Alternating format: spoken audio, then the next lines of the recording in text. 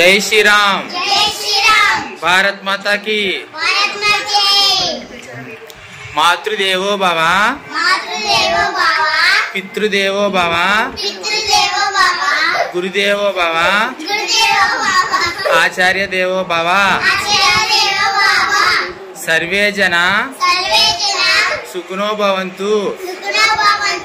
लोका समस्ता सुखिनो भवन्तु। మాతృదేవో భవ అంటే మన తల్లిని దైవంగా చూడాలి, అమ్మ మాట వినాలి. అమ్మ మనకి దైవంతో సమానం, అంటే దేవుడితో సమానం.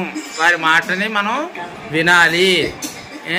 పితృదేవో భవ అంటే నాన్న చెప్పిన మాట వినాలి.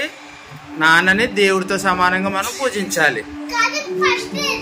గురుదేవో భవ అంటే గురువు మనకి విద్య నేర్పుతారు కదా, చదువు నేర్పుతారు కదా. మనకి ఆ గురువు లేకపోతే మనకి ఏమీ రాదు కదా. కాబట్టి గురువుని కూడా దైవంతో సమానంగా, దేవుడితో సమానంగా చూడాలి.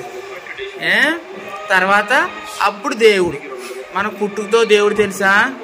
తెలీదు కదా. కాబట్టి ఫస్ట్ దేవుడు ఎవరు? మనకి అమ్మ. తర్వాత నాన్న తెలుస్తాడు కదా మనం ఎదిగాక. కాబట్టి నాన్న దేవుడితో సమానం. తర్వాత గురువుగా తెలుస్తాడు మనకి బడికి గట్ట వెళ్ళినప్పుడు. కాబట్టి గురువు కూడా దేవుడితో సమానం. తర్వాత అప్పుడు మనం ఎదిగొచ్చాక కదా గుడికి వెళ్తాం, దేవుడు ఏంటో తెలుస్తుంది. అందుకే శ్రీకృష్ణ భగవానుడు ఏం చెప్పాడంటే, తల్లి తండ్రి దైవంతో సమానం, గురువు దైవంతో సమానం, అప్పుడే నేను అన్నాడు. కాబట్టి లోకా సమస్త సుఖినో భవంతు అంటే లోకమంతా సుఖంగా ఉండాలని శ్రీకృష్ణ భగవానుడు కోరుకున్నాడు. సర్వే జన సుఖినో భవంతు అంటే సమస్తము కూడా సుఖంగా ఉండాలని శ్రీకృష్ణ భగవానుడు చెప్పాడు. సరేనా? ఓకేనా? మళ్ళీ ఒకసారి జై శ్రీరామ్, భారత్ మాతా కి.